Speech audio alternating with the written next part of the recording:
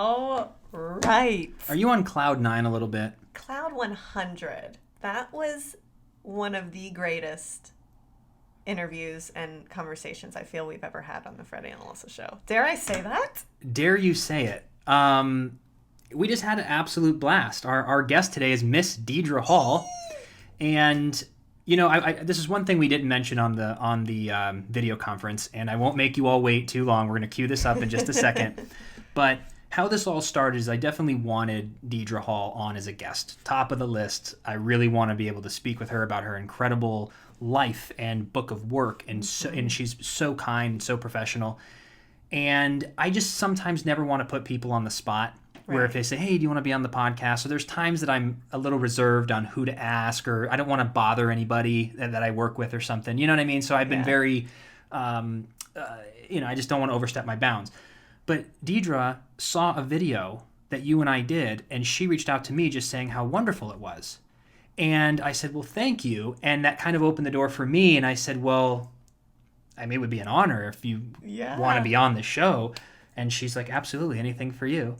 And we coordinated it, and we just got done talking to her, and it was just incredible. She's just a really special human, and she's done so much in life thus far, and she really, really has paved the way for entertainers in this industry, actors, actresses, entrepreneurs, everything she's done, and just for women in general. So to sit and talk with her today, just what a lovely, lovely individual, and I'm so grateful that we got to chat. Well, and also the more we grow and the more people we meet, I don't know if I articulated this the way I wanted to during the podcast, but just people choose to be kind. People choose to be happy. And someone like Deidre being kind and being happy and positive and treating people with respect should be just a given. Yeah. But you go through life and people aren't always like that. And I've always appreciated how kind Deidre is to everyone and to me and who cares. So I talk about that a lot, but it really means something to me.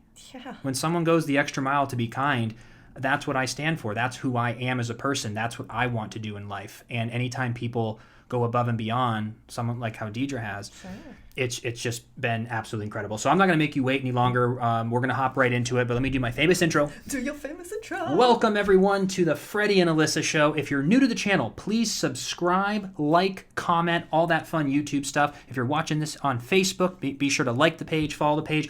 And if you're listening on iTunes, if you want to drop a 5-star review, go ahead. It'll be awesome. And especially if you're here on YouTube, hit that subscribe button. It really helps support the channel. And this way you'll be notified of some future episodes that we have coming out. And it would just mean the absolute world to us. So if you got a second, hit that subscribe button. We'd appreciate it. And we also have a merch store. We got some fun merch. And check out some of these cloth masks that we have here for those of you who are watching. Got the golden anchor, Oh leopard.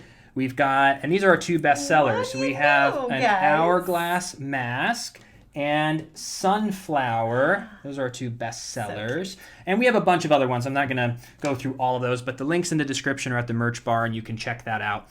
But I don't want to make people wait any longer. I don't think we should. Should we roll it? Should we hop into this, babe? Let's roll it, baby. Let's roll it. Ladies and gentlemen, Miss Deidre Hall. Let's hop into it. The first thing that we just want to say is thank you. Yeah. Because your kind words, first of all, even when I left the show in February, that email you sent me meant so much to me because you didn't have to do that, and you took the time and cared enough to write me the most beautiful email in February, and I was almost teared up. It was just so sweet of you, and I just wanted to thank you for being so kind through all of these years, but especially when I left the show. It was just the most beautiful email, and I want to thank you. You're so welcome. I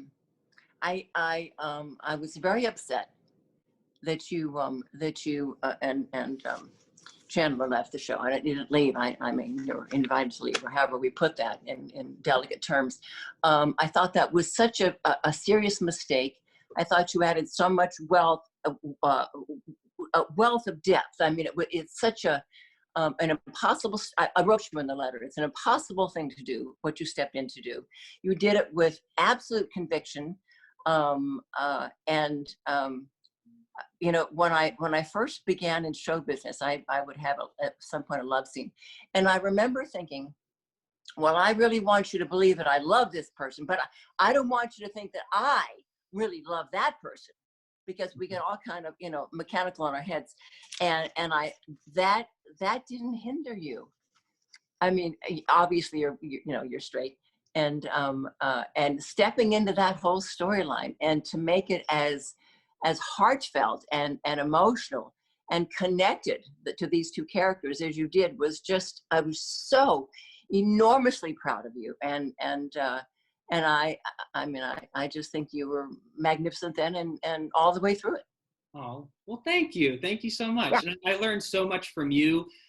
People always ask me, how is it working with Deidre Hall, and how's it working with so many different cast members? And I always tell everyone was so welcoming, and you taught me professionalism. You kept me in check with my manners and my grammar, which I always appreciate, and my etiquette. So I grew a lot as a person on the show. I look back when I was 22, 23, and now I'm 32, and just the overall growth was really cool. And you being there to guide us was just awesome.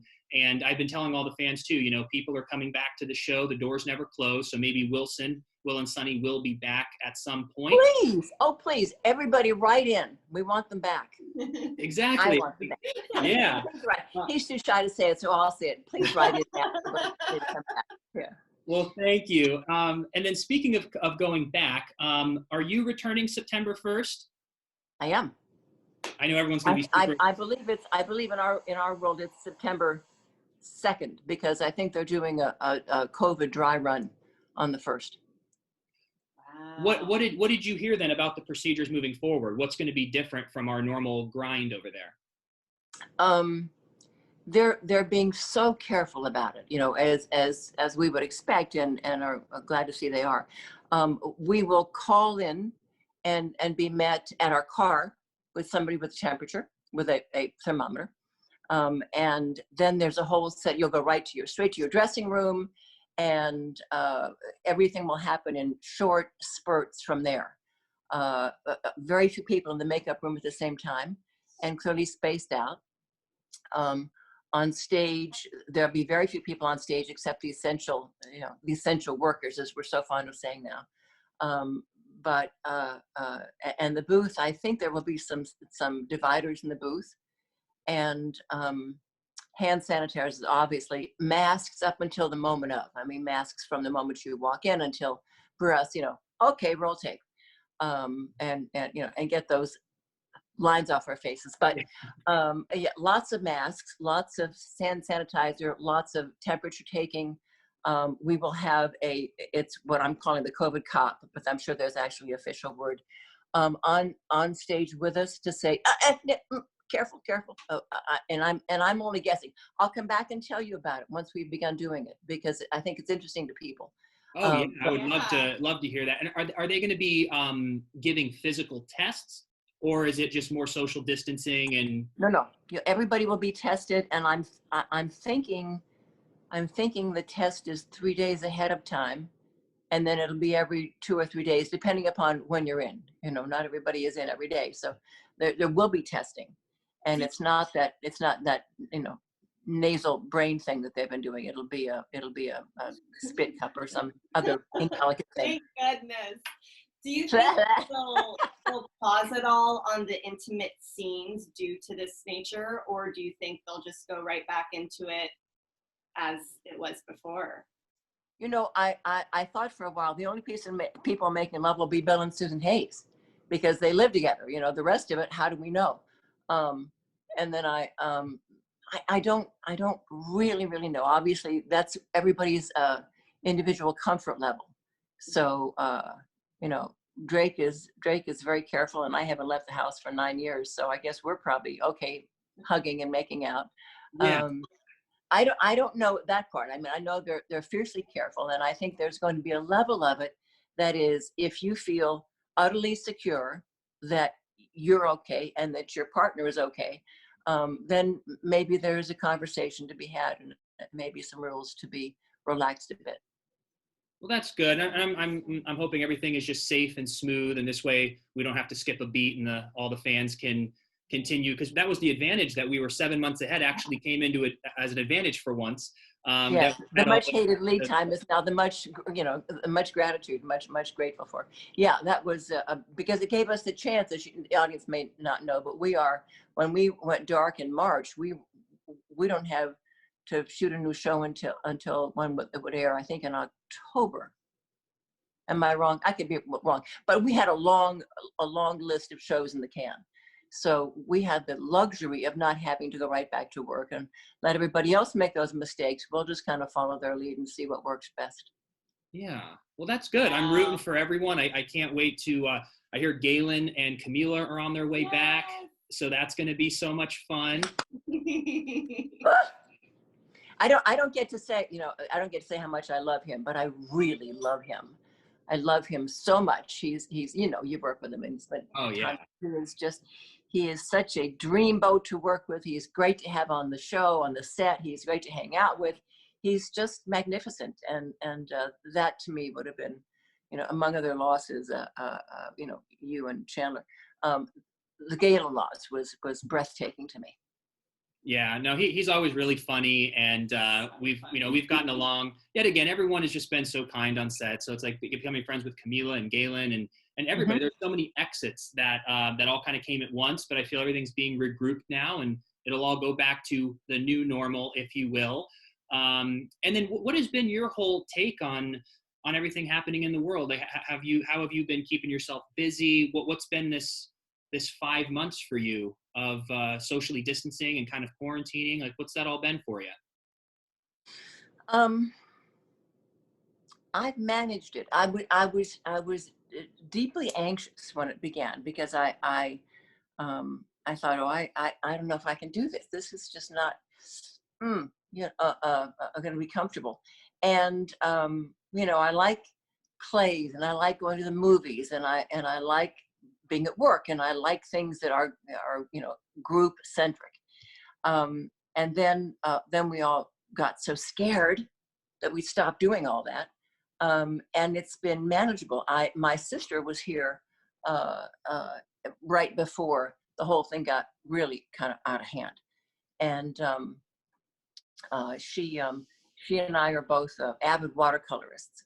And so we just sat down and painted our little hearts out, and watercolored. And, oh, I want to do that. No, I want to do that. Show me what you've got. Oh, add more water. I mean, it was playtime. It was so good for us. And so we watercolored the whole time. And then she had to go home to her family. So that was kind of a sad day. But and I will tell you this: I've sent you some of the cards that we've made. Yeah, we wanted to talk about that. We've got them right here. They're so beautiful. I'm so Thank proud you. Happened because I love them. Thank you. Thank you. Yeah, it's when I put them on the fan page, you don't get to see all the cards, but there are just like, that's one of my favorites that my sister did. That is just I think is. My favorites are the ones that my sister did, because what is that about? I don't know. Yeah. But yeah, just wonderful. That's, Positano balcony. I mean, they're wonderful summer. They're fresh, and they're bright colors and a great summer feel to them. So that's what we did. We watercolored. By the way, I would just shameless plug is you can get the watercolor cards on DeidreHall.com. So go and order them, and you'll get them before the end of summer. There's something so I stand in the kitchen, but we're really proud of those, and that's how you get them, is you go to DeidreHall.com. Awesome. Perfect. Yeah, no, we were checking out your website and all the designs. They're so pretty. We're looking at them now, but there's something so special that I always tell Freddie about, being able to send a handwritten note with a beautiful watercolor card. Like, it's just so precious, and it's a lost art almost, receiving a handwritten note from someone. So I love these so much, and when we received them, I was like, they're so beautiful too. So we're gonna send them out to family and friends. Absolutely. And sweet. Why don't you send them out? Let me know, and I'll replace the ones you sent. What's your favorite? She asked shamelessly. It is this one. Turn here. them over before you say it, because my name is first on the ones that I did. It's the where is it? It's this one right here. This reminds me of home. I don't know why, but it reminds me of my house in Ohio, and it was just, I was like, oh, this one's so adorable.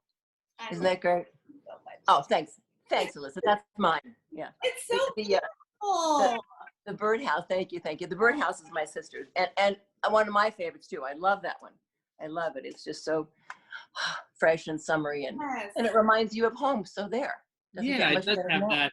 It has that. I think they all like trigger an emotional response of just like, it feels good, and it has like this inspirational feel. And did you, other than the love for watercoloring, did you, what was your inspiration for the cards? And to piggyback that, your inspiration for a lot of the projects that you work on, from your cookbook to calendars to many things Right, that your you share, the children's you book. do it all, girl. What's your main I'm inspiration? coming back here. Yeah. I just, you know what I do? I do what I love. And happily, I've been with Days for so long that it affords me the advantage of being able to do things that I love in my spare time. So that's what I do. That's what I do. I had my first watercolor teacher. I fell in love with her work years ago, and then realized that she was local, and she taught at a local school. So I went and took classes from her, and then I took 4 classes a week. Oh, wow. You know, because why not have too much of a good thing? And then I began studying with her on Saturdays. I just loved her style and her way of teaching. And she, Pamela, moved back to Connecticut. Eek. So I've been having a sort of a sad little loss of my favorite teacher at my elbow all the time. So that's been hard. But maybe do some Zoom classes with her and work with her via Zoom, right? Maybe so.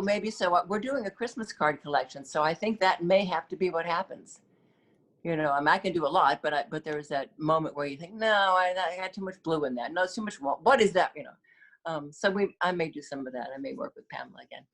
Very cool. It's really great. Yeah, I think it's. And what are you doing? What are you doing through through this whole terrible stay at home? Well, we kind of, and I've always told people too, before I always say this, we're very grateful because we are in a position where we're able to stay home. And I know many people are sick, many people can't work. So I'm not complaining. But, you know, we're doing the best we can because we live in an apartment building. There's people everywhere. So we kind of just walk out the side door and we put on our masks. We walk the dog for 20, 30 minutes. And that's about the extent. We get our groceries delivered in. And we've just been focusing on our podcast, catching up with family, watching a lot of TV, a lot of reading, listening to a lot of podcasts. So we've been trying to learn and grow and make this experience as positive as possible. And just working on our podcast, we just have found this passion kind of that came 2 years out of nowhere, where we just enjoy talking and learning from others and sharing it with the world. So it kind of worked well. And that's the thing I loved about you of all these different projects. Like how important is learning to you? Have you found that you always actively will seek to learn something new? Just being such a bright woman as you are, you have so much knowledge. And is that something you have to work at, or did it kind of come naturally to just want to learn new skills and try new things? Well, like all of us, you know, we have sort of mastered what we do for a living, she said. But just, yeah, new things are always great, and finding new passions are always great. I can jams. I mean, I make jams, and I've got a whole garden tomato stick of full of tomatoes, and so I've been making gazpacho and freezing it, and just, you know, it's just you do what you know, you do with what you got. So that's what I do. And did I say to you publicly how proud I am of your show? You are what people are saying behind your back, and I'm agreeing with, is you are so good at this. You are so even and so communicative and so patient with people, and you ease into things and you share things and you have complete thoughts, and the two of you have a nice back and forth and a give and take, and it's really a lovely thing, and I hope it lasts forever for you if you want it to.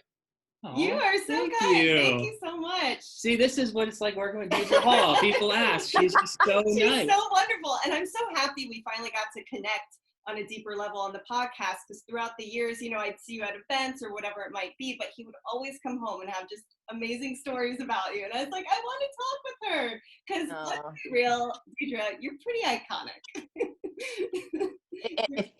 If you've done it long enough, you get there. You know, Yes. just that's a period of having survived long enough. That's all it is.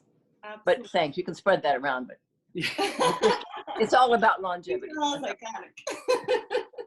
But there's so much you've done, and also too for women as well.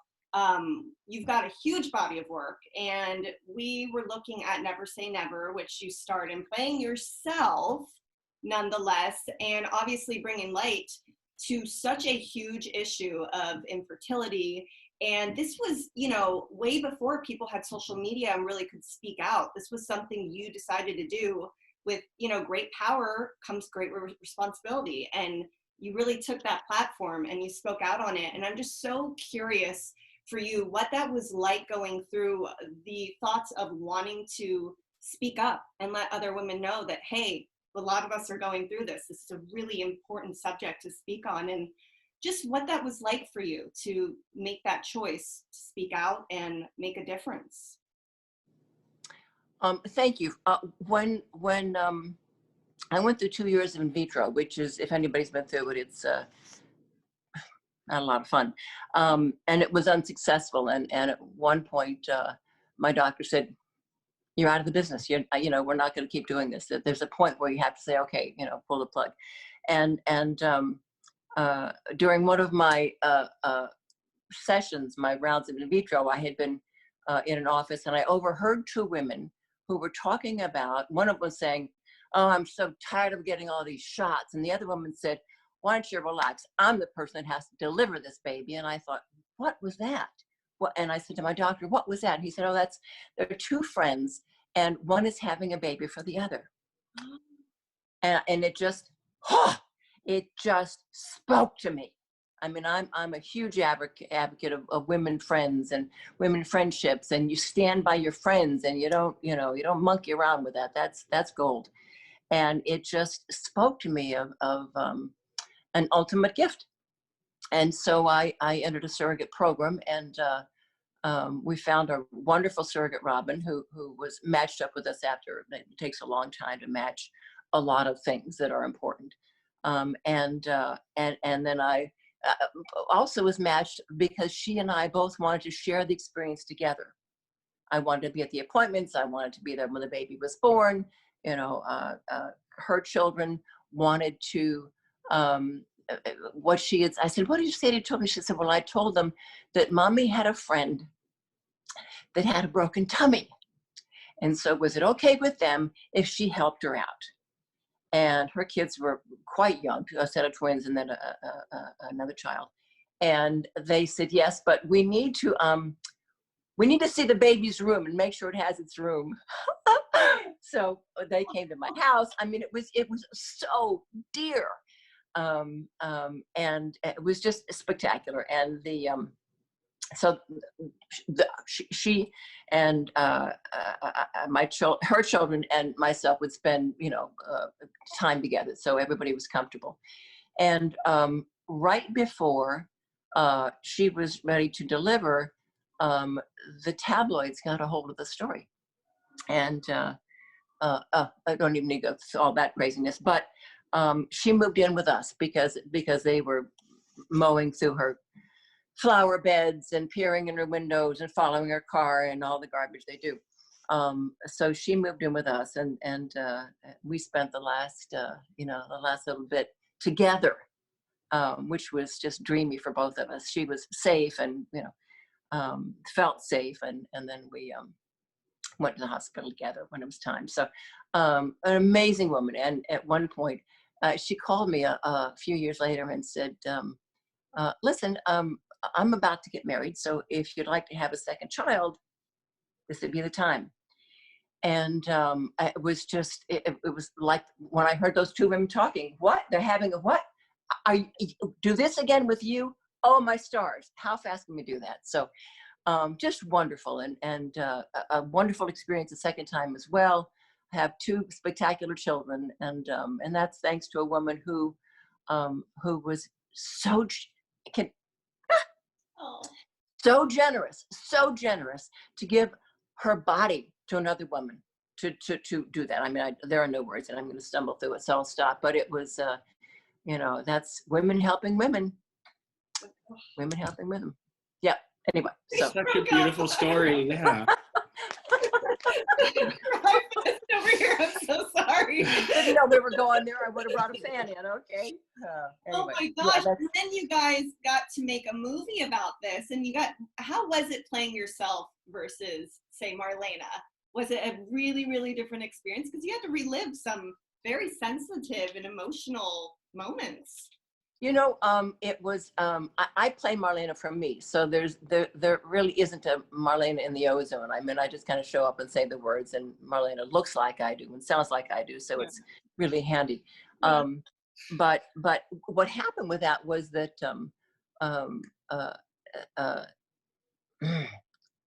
why am I telling you way too much?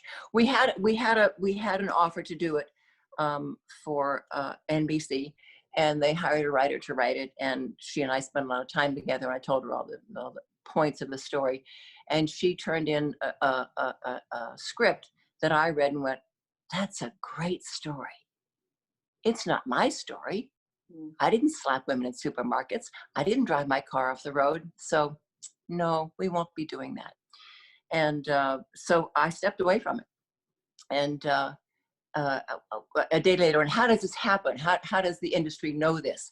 A day later, I got a call from ABC saying, "We understand that you're not going to do your surrogate story." I said, "First of all, are you tapping my phones?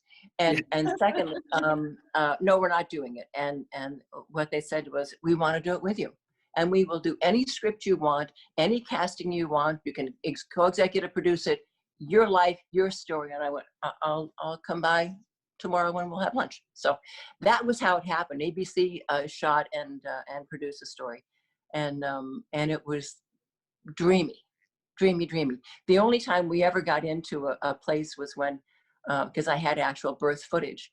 And there was it wasn't a pull push, but because I had the footage, I thought, well, it's me.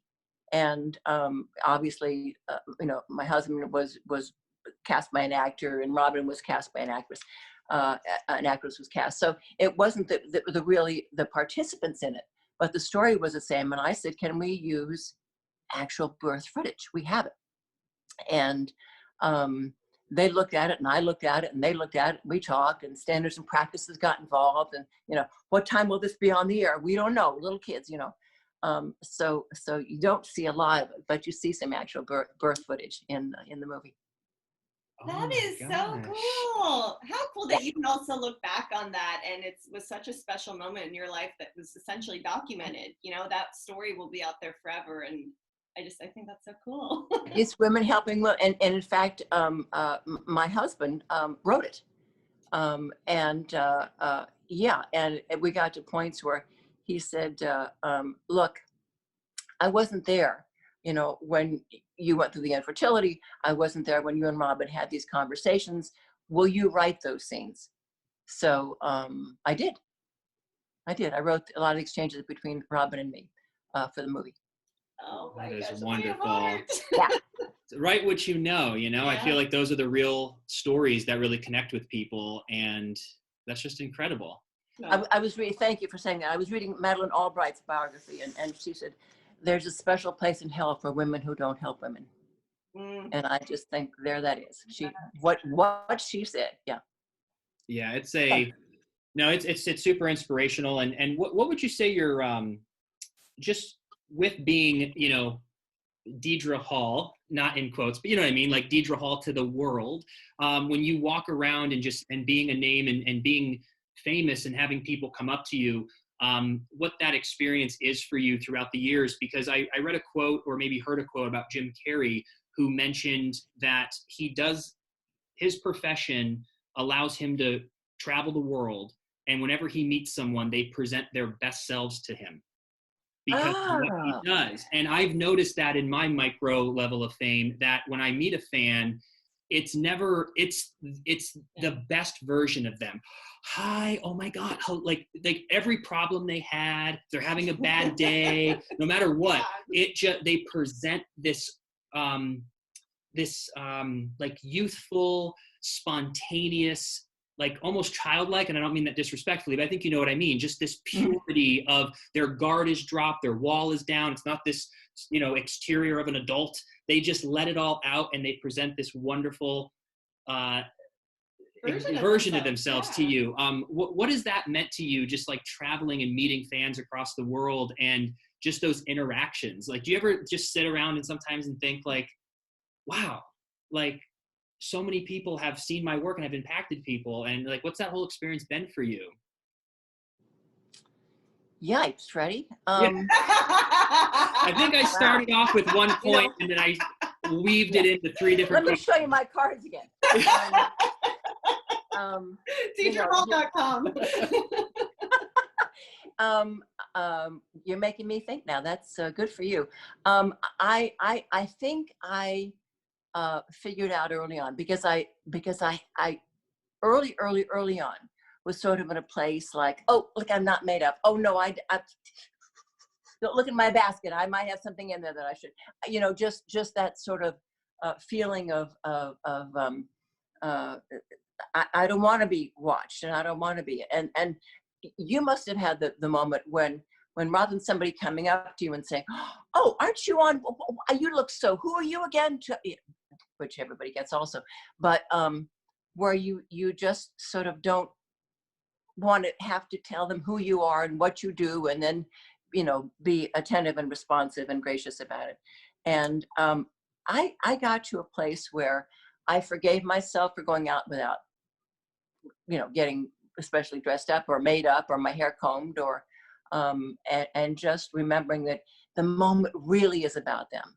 It's about them. It is, they're so excited. And then perhaps you had this happen. I was with a girlfriend, and we were in the market, and we ran into Jamie Lynn Bower, and Jamie had played kind of a nast on Young and Restless for a while, and my girlfriend got so upset. She said, "Oh, I just want to throw milk on her." And I said, "What? That's Jamie. What are you talking about?"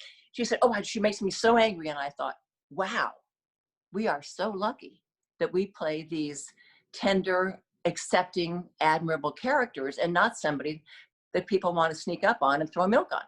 So we're lucky to have these dreamy characters, and I think just being gracious in the moment, and signing the back of somebody's check, oh, just do it, and take a picture with their dog, just do it, it's fine, and it's just I think it comes with the not expectation, but I think it's a responsibility of what you carry when you go out in the world. This is who I am. It's a job that I do, but I can share that because they love Marlena. And I also have to remind myself that people feel so safe with her. And if I were to turn around and snap at somebody, I can't even imagine. It would be like Jimmy Stewart throwing milk on you. I can't even imagine that. So I'm at peace with it, and I welcome people saying hello, and that's okay with me.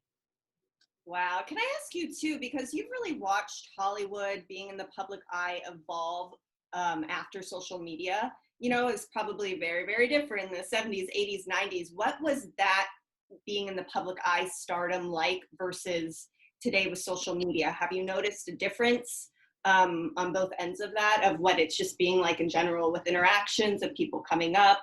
And beforehand, everyone was public. You didn't hear much unless you were speaking in a magazine or in an interview on a television show. And now today, you can go out on your Instagram, Twitter, whatever it is, and instantly, be there for your fans. So do you notice a difference in the way that people react to you now, or just kind of what it's like in general, pre and post social media? I think it's a fabulous tool. I think our job in daytime is basically to entertain, but then we also get to inform and educate. And Freddie, you must have seen this with your characters. Just people going, "Oh, well, I didn't know gay men were so fun and funny and nice and normal. I didn't know that. Now I know that."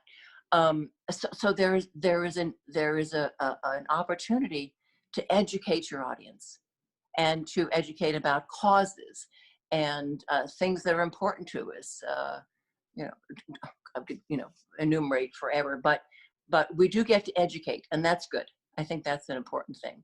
And now we, as performers, as celebrities, we get to express ourselves, explain ourselves, ask questions back.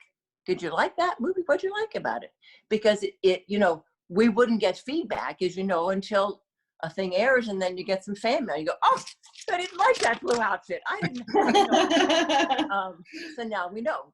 We as we had with a lead time on days, we didn't know for a long time if that couple worked, because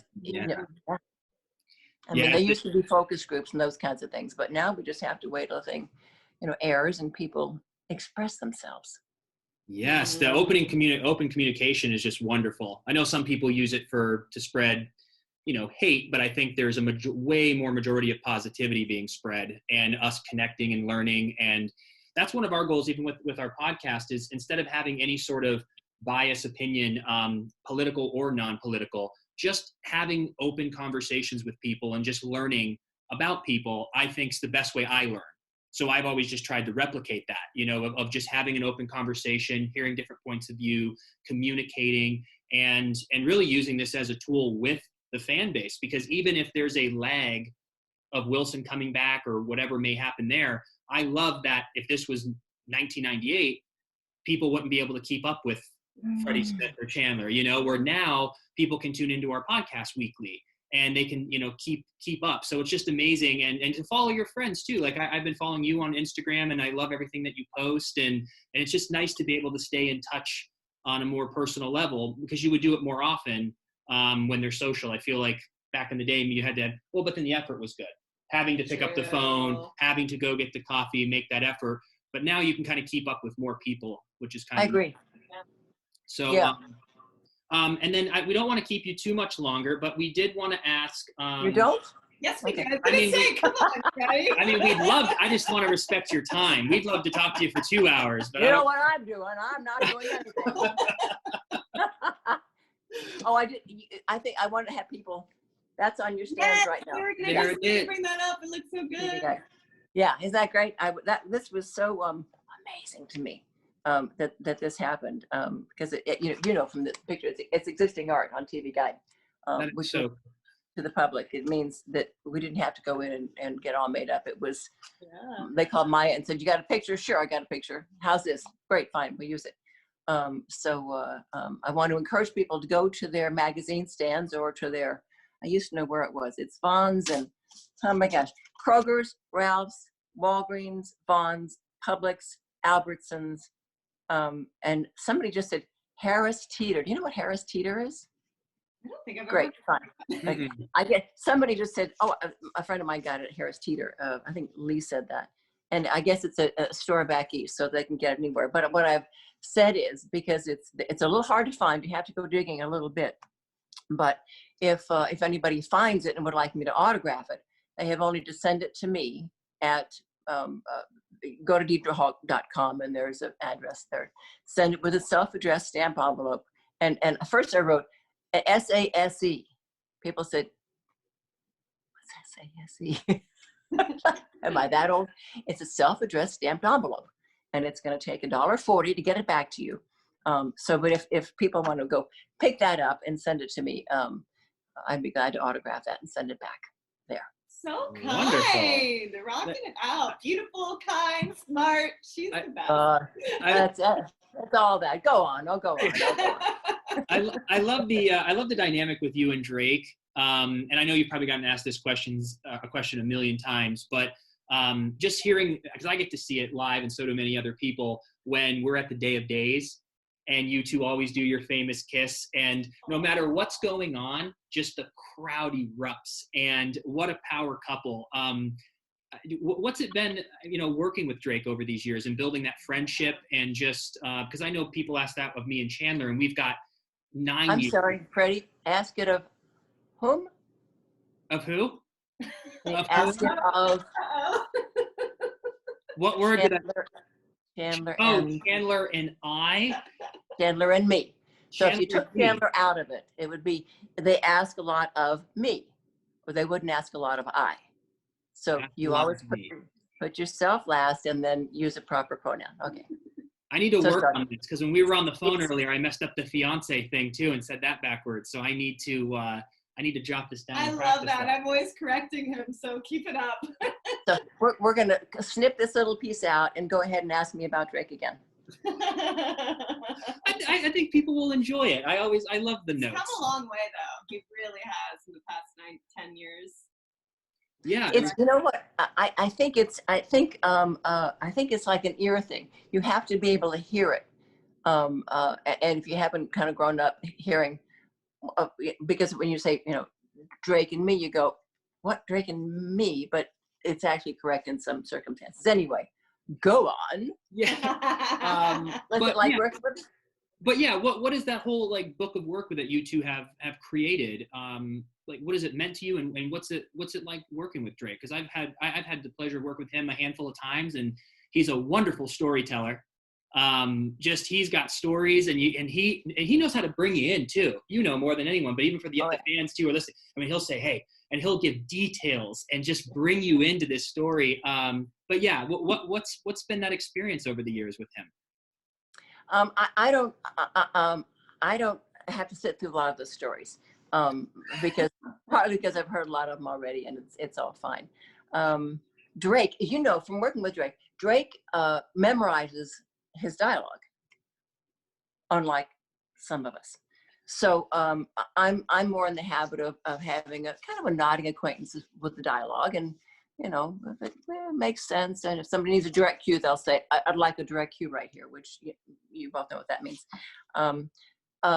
But I like to kind of wing it a little bit. And so that can be difficult for somebody who doesn't like to bring it as much. But I've always described working with Drake as working with a safety net. And what you'll see us do a lot of is eye contact, because he's waiting to see if I know the line, and he's watching this. And Wayne used to say, when your hair stops moving, it's my turn to talk. And you have all these little signals that you give each other, and okay, I'm going to kiss you now. Oh, okay, fine. And Drake does that little nose thing. You don't know this because you don't work with him, or do that part with him.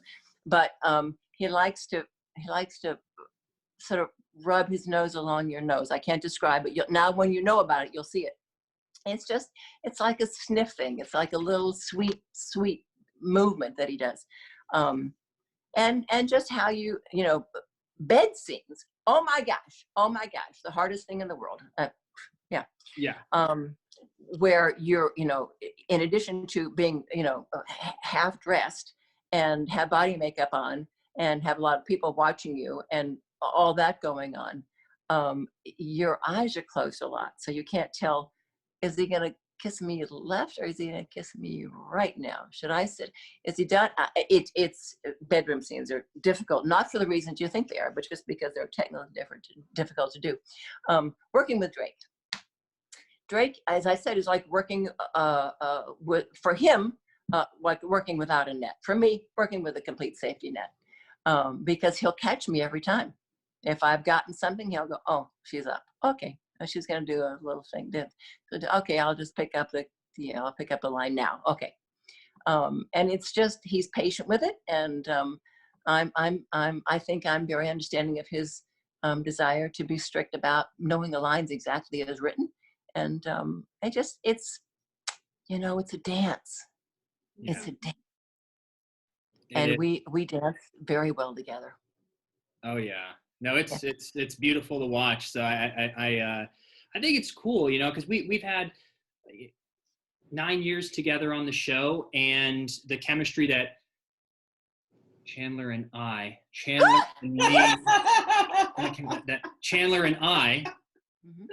have, so it builds over time, but it's through that trust, and it's through knowing those little moments and catching each other and saving those lines so we can go straight to tape or get it done in a take or two. And so yeah, it's just amazing. The whole Days of Our Lives experience has just been beautiful. What a gift to be on a show that is telling great stories, and I'm so happy they allowed us to tell the story between two men falling in love. And it's just been wonderful. So I hope Days will continue forever, and hopefully, we'll hear a little phone call soon too with Wilson, and we'll all be back together as a family, and it'll be good. How has that affected you outside of daytime? Do you have any sense that you've been typecast, or, oh wait, what if we have you playing a straight love scene? We don't. How does that work for you? Well, interestingly enough, my first 2 years I was auditioning, and maybe my first 3 years I was auditioning for other roles while I was doing days. And then around 2013 or 14, Alyssa and I shifted into building businesses and got into entrepreneurship and content creation. And so most of my time outside of days was spent on things outside the industry. So I haven't really auditioned much. I kind of just went all in with days because the schedule allows me to work as an actor, but have so much time to build other things. And so I haven't really auditioned much. Every now and then I'll get an audition that I'll do, but it hasn't really been my main focus. But I always love just seeing what's out there in case the perfect role comes up. But to answer your question directly, I haven't been really typecast in any type of way. People have been very open in general.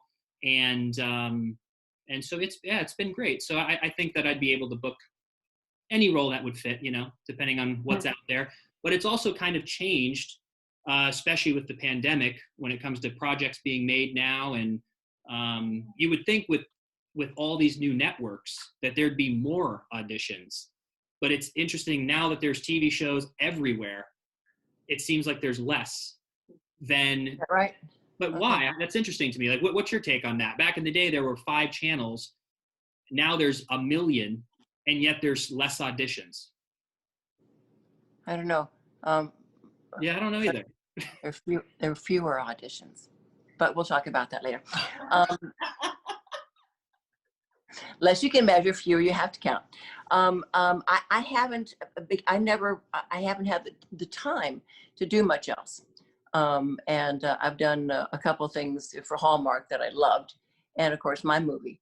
But it's daytime is a what do they call it? Demanding mistress. You need to be there. And as you said, this hiatus, this 6 months we've had off, it's just been not much going on if you felt comfortable doing anything. So yeah. I don't know. Yeah. Yeah, it's been an interesting transition, but overall everything's good. I know that the fans are going to go through a grieving period when Wilson exits, and we've had 7 months now to get used to the fact of not being on. So I just want to be there for the fans and the audience and support them through it all, and then keep them up to date on what would happen in the future. And so we'll see. I have good vibes about it, positive thoughts. But one more question that we do have is I don't think I've ever asked you this in person either, about getting a star. Yes. On Hollywood. Oh. In Hollywood. What was that phone call like? How did you find out? That's huge. I think I don't. You have to apply for it. And then there's a whole process that you go through when they go through, and how did I find out that they finally said yes, that they oh my gosh, I'm embarrassed. It was so, I come from a small town of Florida, it was so completely unreal to me. It was I was told, yes, they're going to give you the star. Oh my gosh. And here's where it's going to be. And then I went down and saw where they were, going to place it, and on Hollywood, and near the Kodak Theater. It was so remarkably unreal. I mean, I suddenly became that little girl in Florida, kind of missing the bus and having to walk to school. And now my son like candidate for president. But it was just it was unreal. And I just think there's moments that you have where you think it just doesn't get any more amazing than this. It just doesn't, career-wise, it just doesn't get more amazing than that. And producing the Deidre Hall Story, that was an amazing, fabulous learning experience. And getting to play those and writing some of those scenes and getting to be on days for 100,000 years or whatever it's been, and having fans that respond, and that they're sitting home going, oh, thanks for the hour. That was just great. Drake and I I'm now wondering, like Drake does, would sometimes say to each other, the fans are gonna love this scene. Yeah. Oh yeah. Because we know, I know, those of us that have been doing it for a while know when you get handed a script that has a scene that you can't wait to play it, because you can hear the audience's heartbeat, and then it's just delicious. Oh yeah. I forgot what the question was. Oh, with the Star on the Walk of Fame. It was an extraordinary day. My whole family was there, and well, not my parents are gone, but it was amazing. That's wonderful. Well, what an honor, and we just want to thank you again for your time. And I'm wishing production well. I hope everything goes smooth, and I'm excited to see what happens there. And if you do want to come on in like maybe a month or so and share about what it's been like back in production, Okay. we'd love to have you. Love that. Okay. Done and done. Sign the dotted line. She's back. But yeah, Would thank love you. to. Thank you so much again. And everyone can go to DeidreHall.com and find you on Instagram and all that fun stuff as well. So we just appreciate you so much. Very Thanks for much. being so kind and awesome all the time. We appreciate you, and we're just wishing you an amazing week. Well, it's been amazing watching you, and I'm so incredibly proud of you. And by you, I mean both of you, but I know him so much better. But it's just, you're an amazing man, and you created such a wonderful life for yourself, and nobody deserves it more than you do. Thank you. So good. Thank I you. love you. I love you, honey. Love you back. Thank you so much. Well, My enjoy the pleasure. rest of your day, and I Thank will you for have your this. time. I will email you the link when we release it tomorrow. This way, you'll have it, and if you want to share it, that would be wonderful. Yeah, and this month, next couple of weeks, I'll be doing a scrapbooking demonstration. Mostly important because it benefits Operation Smile, which is an organization that helps children with cleft lips and cleft palates. So you'll hear about that. I'll come back and talk about that. We would love that. Well, thank you, Deidre. We appreciate you, and have a good day. And then I'll email you later tonight or first thing in the morning. Wonderful. All right. Thank you both. Deidre. Have a great Love rest you. of the day. Bye. Love you too.